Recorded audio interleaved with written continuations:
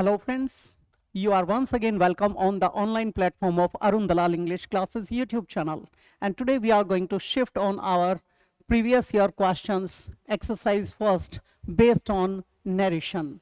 Narration means direct और indirect speech. उसके ऊपर हम काम करने जा रहे हैं. ये रहा आपका पहला सेंटेंस आपके स्क्रीन के ऊपर. इसको बारीकी से पढ़ेंगे एक बार. क्या कहता है ये?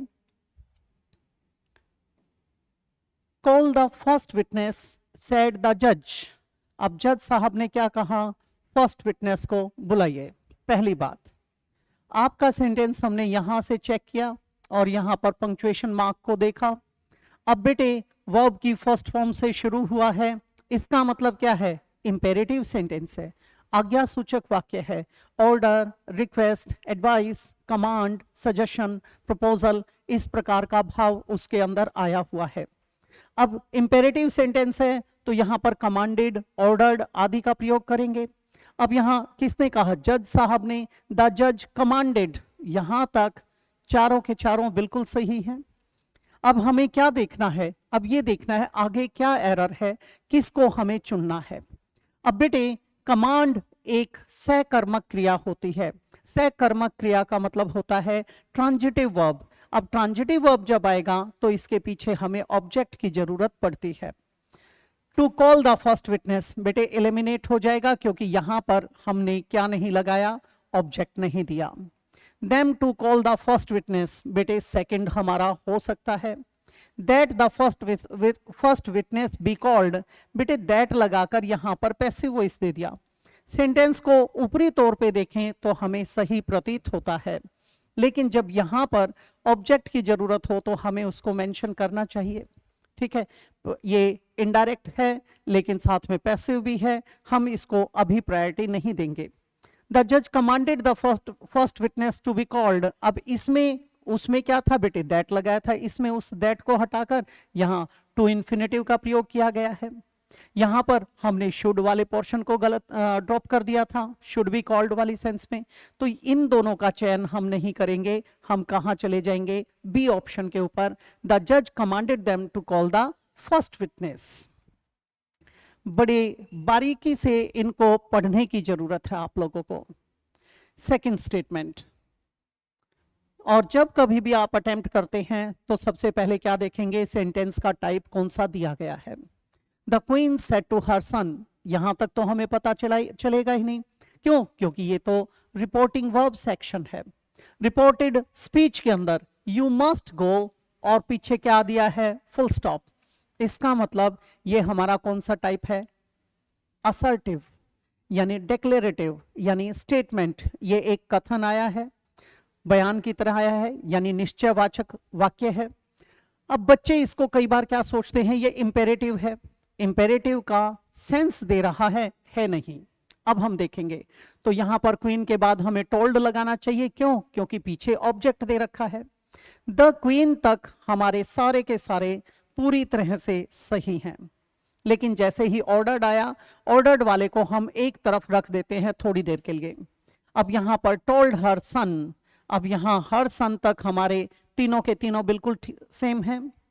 टोल्ड के बाद ये टू गो वाला कॉन्सेप्ट थोड़ा सा अटपटा हो जाता है, हम इसको ड्रॉप कर देंगे, एलिमिनेट कर देंगे. ये चला गया हमारा. अब हमारे पास दैट. अब यहां तक दोनों के दोनों बिल्कुल सेम हैं. अब हमें क्या मिला? यू. यू एक सेकंड पर्सन है.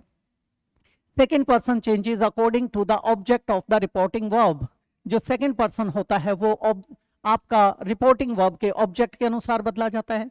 सन एक लड़का है यानी मैस्कुलिन है, तो इसके लिए यू तो लगेगा नहीं. यहां पर क्या आएगा? ही. अब हम इसको भी ड्रॉप कर देंगे बेटा, ये भी एलिमिनेट हो गया.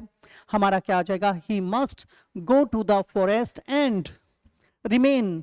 Remain there. अब रिमेन्ड क्यों नहीं किया? क्योंकि यहां पर गो टू द फॉरेस्ट जो आया था, मस्ट के बाद गो आया था, तो मस्ट रिमेन. ये मस्ट कॉमन है गो के लिए और रिमेन के लिए. Till his father. और यहां पर सेकंड फॉर्म आई, जो कॉल्स आया था उसको हमने कॉल्ड कर दिया. और योर किसके अनुसार? इसी के अनुसार. यू किसके अनुसार? बेटे के ही अनुसार. तो ये दोनों के दोनों बिल्कुल सही लिख रखे हैं. His father called him back. हमारा क्या आ जाएगा? B option. अब इसको अगर हम कंपेयर करें ऊपर वाले के साथ तो आपको क्या नजर आएगा? ऑर्डर्ड, एक तो ये ऑर्डर्ड अलग था, यहाँ टोल्ड दिया गया था, her son to go to the forest and remain there till his father. अब यहाँ पर क्या दे रखा है? कॉल्स, और यहाँ पर क्या दे रखा है? कॉल्ड। ये अंतर है, तो ये एलिमिनेट हो जाएगा। हमारा क्या आएगा? B option. अगले पर चल पड़ते हैं बेटा। नेक्स्ट में क्या कहता है ये? I said to her all your faults would be pardoned if you confess them. अब एक चीज देखेंगे, ऑल योर फॉल्ट्स, ये हमारा सब्जेक्ट है और पीछे फुल स्टॉप लगा हुआ है। सेंटेंस का टाइप कौन सा बना? असर्टिव, निश्चयवाचक वाक्य। निश्चयवाचक है तो सैड को टोल्ड में बदलेंगे। अब यहां पर आई told her that all her faults, all her faults तक हमारे सारे के सारे बिल्कुल सेम हैं, कोई भी गलती नहीं आई यहां। अब हमें क्या दिया गया है? विल। अब विल का हम पास्ट लेकर जाएंगे, पास्ट टेंस के अंदर। क्यों? क्योंकि हमारा रिपोर्टिंग वर्ब पास्ट में दिया गया है। जब रिपोर्टिंग वर्ब पास्ट में होता है तो रिपोर्टेड स्पीच के टेंस को भी रिस्पेक्टिव पास्ट में चेंज किया जाता है। तो यहाँ वुड आना चाहिए, ये विल को हम ड्रॉप कर देंगे, ये विल वाले को हम ड्रॉप कर देंगे, यानी ए और सी ऑप्शंस हमारे एलिमिनेट हो गए। उसके बाद देखते हैं वुड। वुड तक हमारे दोनों के दोनों बिल्कुल सेम हैं। उसके बाद क्या दिया गया है? बी, तो यहां पर हैव नहीं आएगा, क्या आ जाएगा? Would be. तो हमारा कौन सा ऑप्शन आएगा? B option. I told her that all her faults would be pardoned if she confessed them, ये बन जाएगा। नेक्स्ट पे चलते हैं बेटा। फोर्थ स्टेटमेंट क्या कहती है? He said to Rita. अब यहां से तो पता चलेगा नहीं, हमें किससे पता चलेगा? यहां से। यहां व्हेन लगा हुआ है, व्हेन जब आया और पीछे क्वेश्चन मार्क लगा रखा है, इसका मतलब इंटेरोगेटिव स्टेटमेंट है। जब हमारा डायरेक्ट स्पीच के अंदर रिपोर्टेड स्पीच इंटेरोगेटिव होता है तो उस टाइम पे रिपोर्टिंग वर्ब को आस्क्ड में, वांटेड टू नो में, वंडर्ड में या इंक्वायर्ड आदि में बदलते हैं। अब अगर यहां इंक्वायर्ड लगाएंगे तो रीटा इसके पीछे ऑब्जेक्ट दे रखा है तो ओ एफ ऑफ प्रेपोजिशन लगेगा। दूसरी बात, आस्क्ड लगा सकते हैं, इंक्वायर्ड आ सकता है, वांटेड टू नो आ सकता है, वंडर्ड आ सकता है। अब यहां देखेंगे, अब ये जितने शब्द बोले हैं इनके अंदर भी थोड़ा थोड़ा अंतर होता है बेटा। यहां देखेंगे, he inquired of Rita, he inquired of Rita, he inquired of Rita when. अब एक चीज देखिए, ही इंक्वायर्ड, यहां ही इंक्वायर्ड, यहां तक हमारे चारों के चारों बिल्कुल सेम हैं। लेकिन जैसे ही यहां पर व्हेन दिया गया है, इस व्हेन वाले को हम थोड़ी देर के लिए हॉल्ट पे रख देंगे, हम 3 को टारगेट करके चलेंगे अभी। ऑफ रीटा व्हेन, अब व्हेन तक हमारे तीनों के तीनों बिल्कुल सेम हैं। अब आपकी जानकारी के लिए बताना चाहूंगा, जो यहां पर इंटेरोगेटिव स्टेटमेंट दी जाती है बेटे डायरेक्ट स्पीच में, जब उसको हम इनडायरेक्ट में बदलते हैं तो वो हमेशा असर्टिव फॉर्म में लिखी जाती है, वो साधारण हो जाएगा। तो ये डू जो हेल्पिंग वर्ब है ये उठकर कहां आएगा? पीछे आएगा। ठीक है। अब डू और इंटेंड वर्ब की फर्स्ट फॉर्म है। फर्स्ट फॉर्म को अगर रिपोर्टिंग वर्ब पास्ट में दे रखा हो तो पास्ट इंडेफिनेट में यानी सेकंड फॉर्म में बदलते हैं। अब यू हमारा सेकंड पर्सन है, सेकंड पर्सन किसके अनुसार बदलेगा? रिपोर्टिंग वर्ब के ऑब्जेक्ट के अनुसार। रीटा का प्रोनाउन शी बनेगा, तो ये डिड वाला पोर्शन तो गया क्योंकि ये तो इंटेरोगेटिव एज इट इज छोड़ रखा है। अब यहां शी इंटेंडेड टू पे बैक द मनी, शी, यहां तक दोनों के दोनों बिल्कुल ठीक हैं। अब हमें यहां पर वर्ब की सेकंड फॉर्म दी गई है बेटा डायरेक्ट स्पीच के अंदर, रिपोर्टेड स्पीच के अंदर, तो सेकंड फॉर्म को रिपोर्टिंग वर्ब अगर पास्ट में हो तो फिर इसे फिर से पास्ट में लेकर जाएंगे। सेकंड फॉर्म को पास्ट परफेक्ट में यानी हैड प्लस वर्ब की थर्ड फॉर्म में बदला जाता है। तो यहां पर बोरोड ना आकर के क्या आएगा? Had borrowed. तो हमारा क्या आ जाएगा? सी ऑप्शन बन जाएगा। ए एलिमिनेट हो गया था क्योंकि इंटेरोगेटिव लिख रखा था, बी इसलिए एलिमिनेट हो गया क्योंकि यहां पर बोरोड एज इट इज छोड़ रखा है। अब इसे इससे भी कंपेयर कर लेते हैं। He inquired when Rita intended to pay back the money she, यहां पर इस बोरोड को एज इट इज रख रखा है तो ये भी ड्रॉप हो जाएगा। हमारा क्या फाइनल हो गया? C option. नेक्स्ट पे चलते हैं बेटा। फिफ्थ स्टेटमेंट क्या कहती है? बड़ा मीनिंगफुल सेंटेंस है, आपके पेपर में कई बार उठाया जा चुका है। सीजीएल एसएससी को टारगेट किया जाए, कंपटीशन को थोड़ा सा ऊपर ले जाया जाए, जहां आपकी कट ऑफ नीचे की तरफ देखना शुरू करे, वहां इस प्रकार की शैली के प्रश्नों को पेपर में रखा जाता है। क्या कहता है बेटे, let's give a party, let's. अब ये सेंटेंस का टाइप कौन सा है, इंपेरेटिव, और इंपेरेटिव में भी क्या है, सजेशन या प्रपोजल, सुझाव या प्रस्ताव। किसने कहा, सेड जया, जया ने कहा आओ पार्टी देते हैं। लेट्स नॉट, अब उसने लेट्स नॉट कहा, किसने, उसके हस्बैंड ने। अब देखो बेटा, अगर यहां पर केवल सीधा सीधा लिखा जाता नो, ठीक है, नो, तो वहां पर विरोधाभास एक थोड़ा सा कैसी सेंस में आता, ब्लंट में आ जाता, ठीक है। लेकिन अब लेट्स नॉट आया है तो एक वेल मैनर्ड तरीके से इसको पेश किया गया है। अब इसकी फीलिंग को समझने की कोशिश करो। अगर केवल नो या नॉट होता तो हम लिखते रिप्लाइड इन द नेगेटिव या आंसर्ड इन द नेगेटिव, वो तो है नहीं। दूसरी बात, अगर यहां पे होता यस तो हम लिखते आंसर्ड इन द अफर्मेटिव या फिर रिप्लाइड इन द अफर्मेटिव। अब देखते हैं इसको। जया सजेस्टेड, सजेस्टेड के बाद इसने सब में गिविंग लिखा है, क्योंकि सजेस्ट वर्ब के साथ अगर तुरंत बाद कोई वर्ब लगानी हो तो वहां पर जेरेंट का प्रयोग करते हैं आमतौर पर आप। Giving a party but her husband. अब एक चीज देखिए, यहां पर सब में यहां तक कॉमन है, इसका मतलब वहां तक तो कोई गड़बड़ है ही नहीं। अब इसने पहला क्या लिखा, आंसर्ड इन द नेगेटिव, ये हमारा एलिमिनेट हो जाएगा। एलिमिनेट होने की वजह क्या है बेटे, क्योंकि वहां पर सीधा सीधा नो नहीं बोला गया, वहां पर बड़े डिसेंसी के साथ वेल मैनर्ड तरीके से लिखा गया है। Jaya suggested giving a party but her husband opposed the idea. उसने किसको अपोज किया, आइडिया को। बेटे हो सकता है हम इसको रख लेते हैं एक बार। Jaya suggested giving a party but her husband contradicted her. अब बेटे उसने हर का कॉन्ट्राडिक्शन ये गलत लिख दिया, यहां पर ये सेंस अटपटी हो जाएगी, थोड़ी सी रूड हो जाएगी या स्ट्रेट फॉरवर्ड हो जाएगी, ये गलत हो गया। Jaya suggested giving a party but her husband refused. Refused what, आगे कुछ देना चाहिए था, या तो एलिप्सिस आने चाहिए थे या फिर आगे कुछ और कंटिन्यू करना चाहिए था, तो इसे भी हम ड्रॉप कर देंगे। हमारा क्या बन जाएगा बेटा, B option.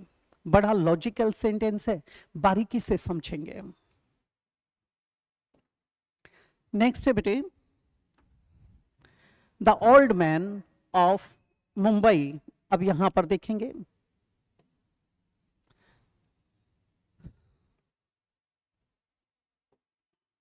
Sorry, well, the old man of Bombay said. अब बेटे alas my only son is dead. अब इसे समझेंगे। अलास का प्रयोग किया। पहली बात, ये अलास है क्या चीज, इसको कहते हैं interjection. The word that expresses the sudden feelings of happiness, misery, sorrow, grief, surprise, wonder, shock, regret, that is known as interjection. वो शब्द जो सुख, दुख, आश्चर्य आदि भावों को बताता है, उनका वर्णन करता है, उसे क्या कहते हैं, इंटरजेक्शन। अब ये एक्सक्लेमेटरी सेंटेंस बन गया। My only son is dead, अफसोस जाहिर किया गया है। अब इसके अनुसार यहां सैड को हम एक्सक्लेम्ड में, शाउटेड में, क्राइड आदि में चेंज करके आगे बढ़ाएंगे। अब ये क्या कहता है, the old man of Bombay exclaimed. अब यहां the old man of Bombay तक हमारे सारे के सारे बिल्कुल सेम हैं, कोई भी एरर नहीं है। सोरोफुली नैरेटेड, बेटे नैरेट यहां यूज करना एप्रोप्रिएट नहीं है। नैरेट का मतलब वर्णन करना है, तो यहां ये सूट नहीं करता। Expressed with anguish that his only son was dead. यहां पर जो एंग्विश आया है, ये एंग्विश शब्द पूरी तरह से सही नहीं बैठता। टोल्ड, टोल्ड के बाद हमें ऑब्जेक्ट चाहिए, ये भी एलिमिनेट हो गया। एक्सक्लेम्ड विद सोरो that his only son was dead, क्या आ जाएगा बेटा, ए ऑप्शन आ जाएगा। दूसरी बात, यहां पर अगर प्रेसी राइटिंग की बात करता मैं, तो प्रेसी राइटिंग के अंदर क्या होता है, आपको अगर पैसेज दिया गया है उसको कंप्रेस करके लिखना होता है, कॉन्ट्रैक्टेड फॉर्म में लिखना होता है, तो 1/3 रेशियो रहती है। तो वहां पर विद सोरो को अगर एक शब्द में बदलना हो तो इसकी जगह एडवर्ब आ जाता, सोरोफुली। आगे बढ़ जाते हैं। नेक्स्ट है बेटे, mister Singh said to the girl, did you do this. बेटे डिड से शुरू हुआ, हेल्पिंग वर्ब से शुरू हुआ है और पीछे क्वेश्चन मार्क है, यानी स्टेटमेंट इंटेरोगेटिव है।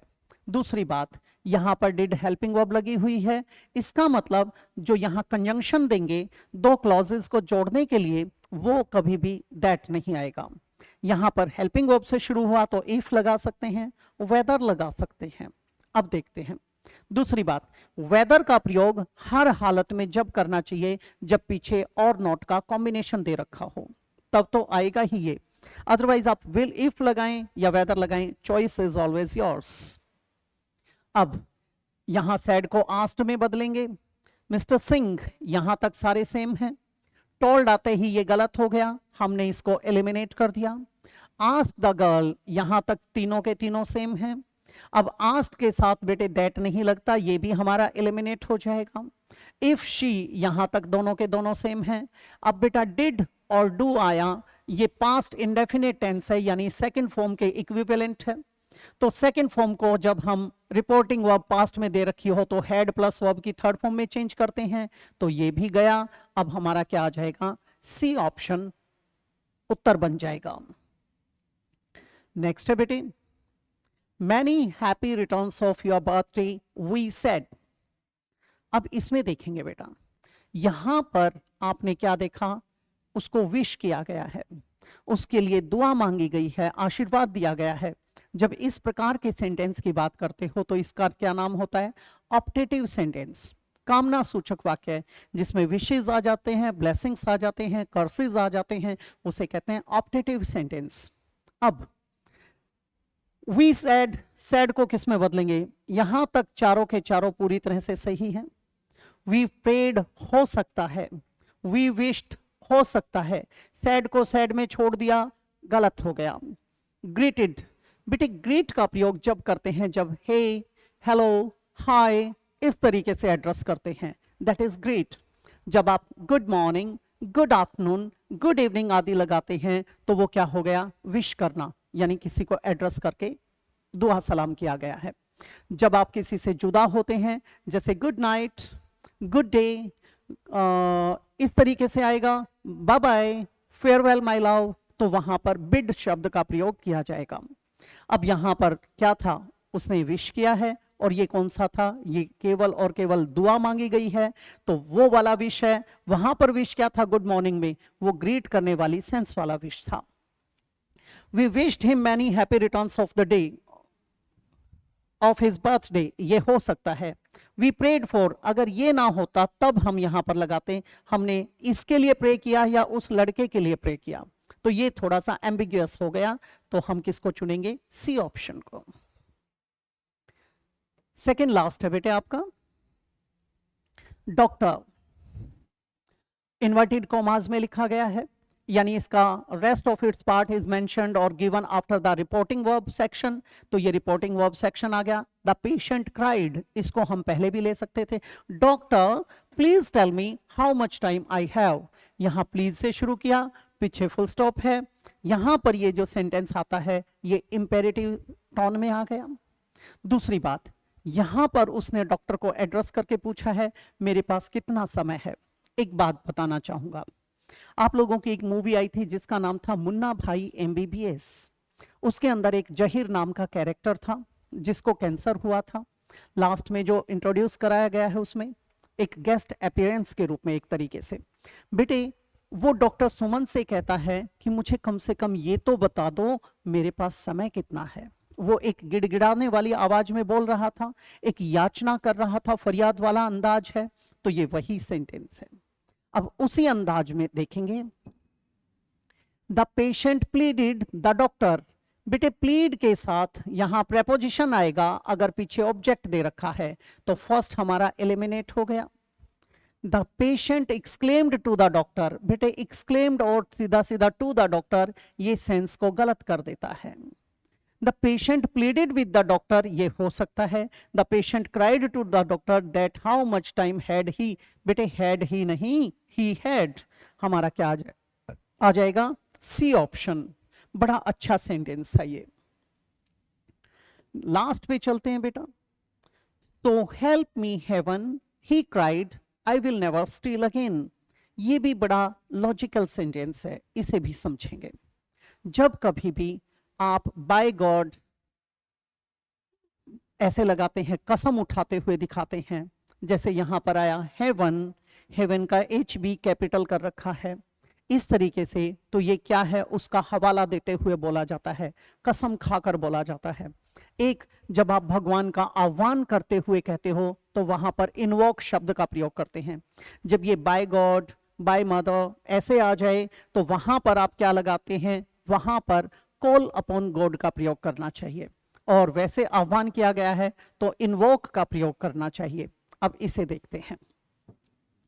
सो help me heaven, he cried, I will never steal again. दूसरी बात, आई के साथ जब उसने विल लगाया है तो यहां पर टोन एम्फेटिक हो गई, स्ट्रेसफुल हो गई, स्ट्रेस्ड टोन है, एक्सेंचुएटेड है। ये कैसे बेटे, I shall go there means simple future, I will go there, जरूर जाऊंगा। तो वहां पर थोड़ा सा मैटर क्या हो गया, डिटर्मिनेशन वाला, विलिंगनेस वाला, इंटेंशन वाला। जब आप प्लेज लेते हो, प्रॉमिस करते हो, स्वेयर लेते हो, तो वहां ऐसा यूज करते हैं। जब रेजोल्यूट करते हो तब ऐसा करते हैं। किसी को वार्निंग दे रहे हो तब भी ऐसे ही बोलते हैं, थ्रेट दे रहे हो तब भी ऐसे ही बोलते हैं, यानी टोन भी क्या है, एम्फेटिक। अब यहां देखते हैं, He wanted heaven to help him so that he would, बेटे ये गलत हो गया। ये so that किसको बता रहा है, पर्पज को। so that, in order that, अकेला that आ जाए, in order to, so as to, अकेला to आ जाए, ये पर्पज के लिए भी यूज किए जाते हैं, तो यहां ये गलत हो जाएगा। He exclaimed to heaven, बेटे exclaimed शब्द inappropriate है। He exclaimed heaven to help him, बेटा ये फिर से inappropriate है। He called upon heaven to witness his resolve never to steal again, ये बिल्कुल सही भाव दे रहा है, तो हमारा क्या आ जाएगा, फोर्थ ऑप्शन यानी डी ऑप्शन। तो बेटे ये थी आपकी एक्सरसाइज आज के लिए। अगली एक्सरसाइज में आपसे फिर से मुलाकात होगी। जिस तरीके से आपका रिस्पॉन्स हमें मिल रहा है वो बड़ा अच्छा लगा। आपकी समस्याओं के जवाब भी समय के अनुसार देने की कोशिश की जा रही है। फिर भी कोई डाउट या प्रॉब्लम है तो आप व्हाट्सएप ना करके आप उसे हमारे ईमेल एड्रेस पर पोस्ट कर देंगे। तो इसी के साथ अगली क्लास में मिलते हैं। इजाज़त चाहूँगा। नमस्कार दोस्तों।